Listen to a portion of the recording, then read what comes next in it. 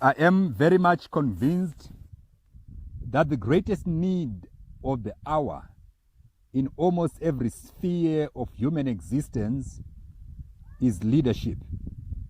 There is need for men and women who are in a position to influence their various constituencies in a very positive manner to a point where they transition their spaces from one state to a better state. Leadership, in essence, is transformation. Leadership is movement. It is that ability of a person to move someone or to move others or to move or to transform a situation from how it appeared yesterday to something that is better, to something that is greater, to something that people may always look up to and say, wow, there is a person who did great things as part and parcel of their contribution to civilization. Leadership should never be static. It should always entail the movement. It should always entail that particular transition. This explains why I just want to quickly share with us on how best a leader can shine his or her way unto new horizons. New horizons constitute those afar-off places that are bigger, that are better, that are more magnificent than where one might be presently. That quest for greatness is something that must drive each and every leader to a point where the followers are prepared to follow. And not only are they prepared to follow, but they're actually so excited to follow. Now, how do we transition and how do we shine our way unto those new horizons? I'm going to pick up the letters of the word shine and share with us on how best we can shine our way unto those better places. Now, to start with, every person who desires to make an impact in this world should engage in the process of self-discovery, where one must be in a position to ask themselves their why. Why am I here? Why am I alive today? Why is it that I wasn't born in the 10th century? Why is it that I was not meant to come to this world in the 25th century? There is always a reason why. There is also a reason as to why you were born during this particular generation. There is a reason why probably you were born a man or you were born a woman. That self-discovery is the one that is then going to allow you to offer the rightful solutions that are in line with the very reason as to why you were brought in. In other words, each and every person should discover their purpose, the reason for being, the mission. There is nothing that is created on this earth that does not have a particular purpose. The same applies to human beings. You also have that purpose. So get into the process of self-discovery.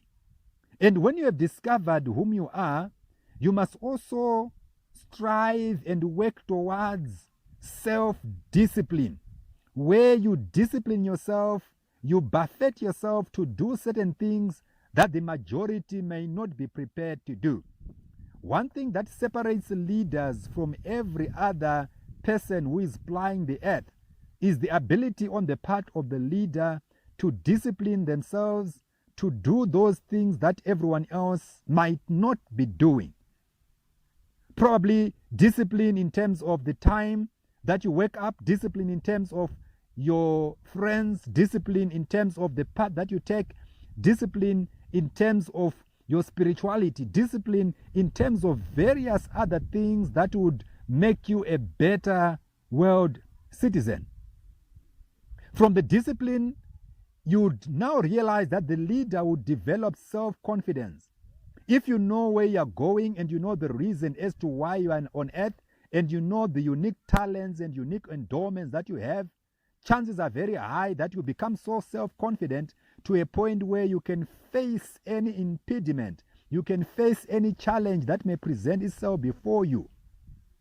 But if you don't know yourself, you don't know the reason why you're here, you don't know your talents, it becomes so difficult to face some of those challenges. It becomes so difficult to tap even into the opportunities that present themselves before you.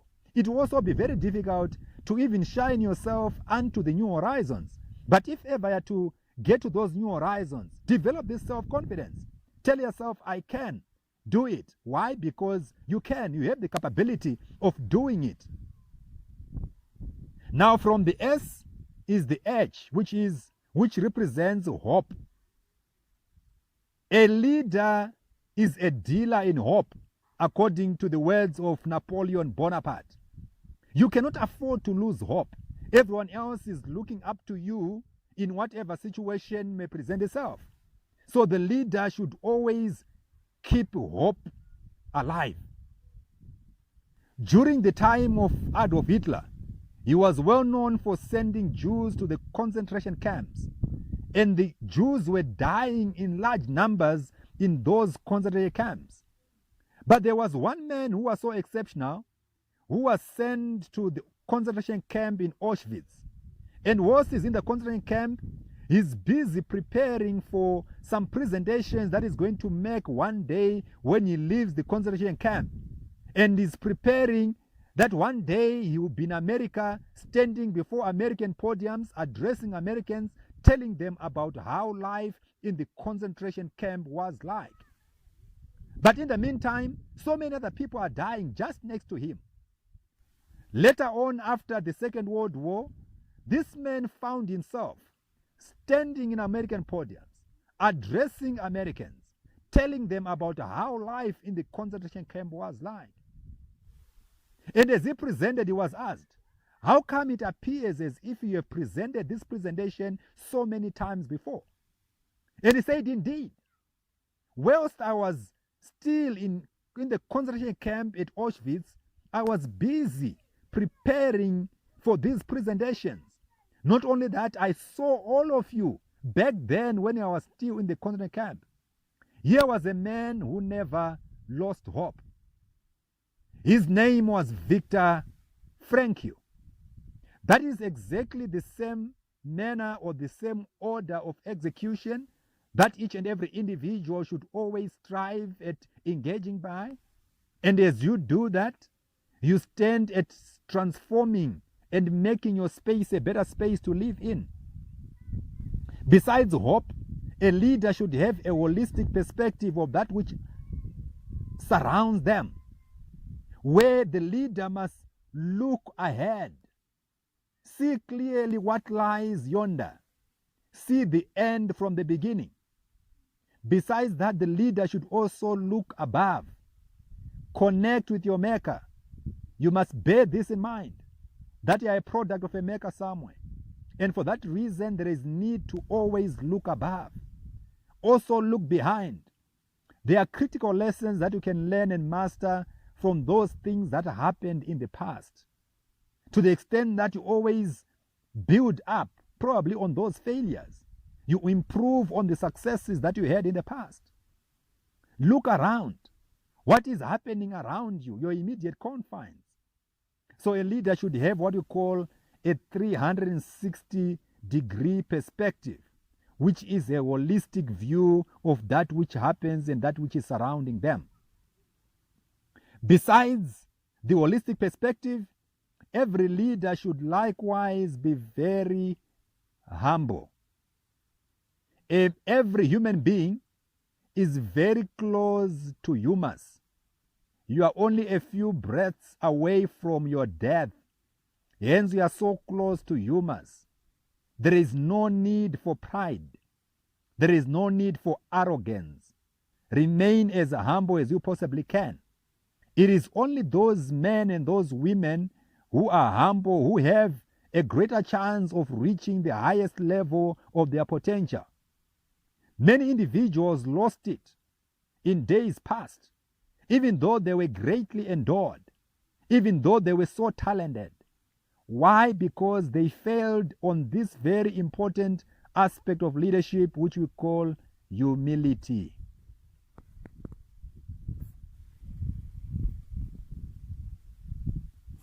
The I there represents initiative. You have to try new things. What worked yesterday may not necessarily work today. The world is changing at a very fast pace. And for that reason, there is always need to look for new ways and new avenues and new approaches of dealing with issues before us. And that is one thing that separates the great leaders from those who are just ordinary. Take the necessary initiative. Do not wait to be told what to do.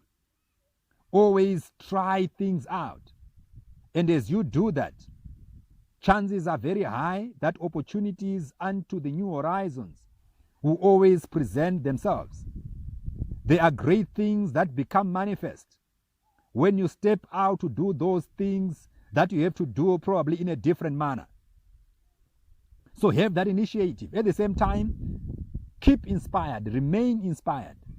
Inspiration is all over. One can get inspiration from nature, one can get inspiration from the Bible, one can get inspiration from parents, one can get inspiration from pastors, one can get inspiration from professors, from anywhere. You can get inspiration even from children. In line with the humility that I mentioned earlier on, you actually realize that there are so many sources of inspiration. You should not look down upon anyone. As long as someone still has breath within, they have something of value probably to add to your life as a leader. So be inspired by them. At the same time, always have the heart and the mindset of impact. Leadership equals impact. Leadership equals influence. Leadership equals transition. But for you to be of impact, you must first of all think about that impact. You must first of all think and consider yourself as someone who is a difference maker. You must see yourself and consider yourself as someone who has some solution to offer to civilization. But as long as you remain content with how things are, then there is no way you can be of impact. There's no way you can transition the state that you see around you. There's no way you can challenge the status quo. Remember, the status quo is the mess in which you find yourself in. But leaders are those men and those women who challenge and who defy the status quo. And as they do that, they become so impactful within their spaces. And you actually are one person who has what it takes to be of impact, to be of influence, to at least transform the space you find yourself in for the better. New horizons, they signify next level. They signify something higher. They signify something further. But there is no way you can get to those uttermost parts of the world as long as you don't think about that next level, as long as you don't think about the new, as long as you are still content with the old. Many a time, people at times, they never move from where they are because their mindset is not tuned for the new. Hence, the prevailing order remains as it is. But the person who desires to reach new horizons is the person who thinks about those new horizons, is the person who casts their sight deep into that future. And when they arrive in that future, they probably take images of how the future looks like, only to come back and share with everyone else to the effect that I have been to this future. This is how it looks like. Now come follow me. Let's go. In other words, a leader is a visionary. A leader should think in terms of next level before everyone else thinks about it. A leader should think in terms of how best to better their situation. And they also should start to talk about it before everyone else is talking about that. And to get to that next level, the other end there represents navigation. Navigate, explore, search around as to how best you can get to that level. It is not enough to be happy and to be content with what is before you. Be a navigator. Be an explorer. Think and probably be inspired by people like Christopher Columbus, who in his quest to go to the West Indies through the Atlantic, he discovered the land of America.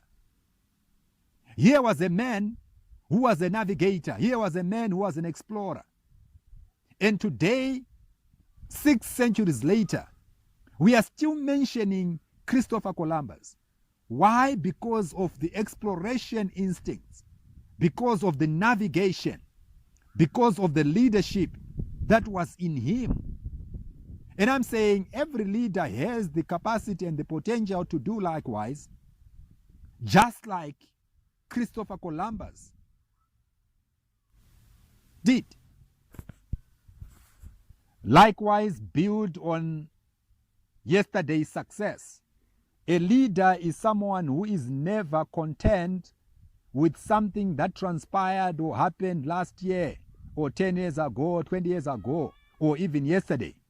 A leader continuously nurtures their success. A leader is someone who takes yesterday's success as the starting point of the quest for greatness today as they head to the future. So continuously develop and nurture the success that you have had. Continuously strive at something that is better. Be driven by what is called the better than yesterday philosophy, what they call the Kaizen. Continuously striving for improvement, because what has been has totally changed. The world is no longer in the same state that it was yesterday. Hence, for that reason, you cannot afford to continuously hold on to it. Build on that success that you attained back then and progress or push your agenda forward. Likewise, leaders should strive or develop their emotional intelligence. It is not enough to have high IQ. It becomes necessary, if ever one is to reach the new horizons, to develop oneself on the EQ perspective, where you continuously improve on the manner in which you interact with other human beings. A leader is a person who is in constant touch with others, to the extent that you cannot afford to step on other people's toes.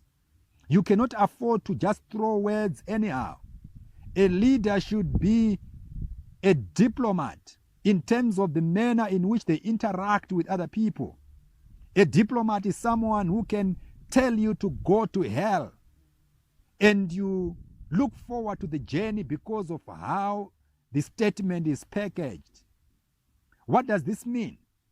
This means improving and building up and fine-tuning on your emotional intelligence skills, knowing fully well that it is that ability to build yourself on the emotional intelligence that would at least sustain you at the higher levels, which we are calling the new horizons. Besides the emotional intelligence, leaders should likewise be very enthusiastic. You must be passionate, be driven from within, never be intimidated by anything that stands before you, but passionately face your challenges head on. This is one thing that separated the great Muhammad Ali from most other sports persons. Muhammad Ali was well known for the level of passion, for the level of enthusiasm he displayed in the ring. He would literally dance in the ring. And every time he would go to a match, he would present a poem, intimidating his opponents in the process, to the extent that he was well known, and some of the matches that he was involved in were actually codenamed after the poems that he presented. Muhammad Ali was voted the sports person of the past century. From hockey to soccer to basketball to rugby to all the other sporting disciplines you can probably think of. The sports person came from boxing of all the sporting disciplines. Why? Because Muhammad Ali was an enthusiastic man. Muhammad Ali was passionate on duty execution. This is the very heart of leadership. This is exactly what leaders should always strive at doing, to a point where there is nothing and there is no force that can stand before a leader who knows where they are going and who is also very enthusiastic in the manner in which they do their things. Now, lastly, on the E there is excellence. Everything that a leader does should be signatured with excellence. Strive at being the best version of yourself. In as much as we are living in a highly mediocre world, where everyone else is striving, cutting the corners, and being at the lowest point of their game, you are not everyone else. Your quest is to reach the new horizons. And there is no way you can reach the new horizons as long as you are not prepared to be excellent. And on this one, the words of the great Martin Luther King always hold supreme when he said, if a man is called to be a street sweeper, this man should sweep streets just like Michelangelo painted. He should sweep streets just like Beethoven composed music. This man should sweep streets just like Shakespeare wrote poetry. He should do it so well that the host of heaven and earth would stand and say, here lies a great street sweeper who did his job so well. That's the highest level of exceptionality. That's the highest level of excellence. And this is exactly what each and every leader should strive at doing, where you become excellent in everything that is labeled or that is connected to your name. I believe and I feel and I know that you have what it takes. You can shine your way to greatness if you so choose. There is a great leader of repute in you. If only you realize that there is something better. If you only realize that you can shine your way unto real greatness, unto new horizons. Those new horizons are awaiting you to get out of the cocoon that you are in and strive at reaching or touching those new horizons as a leader.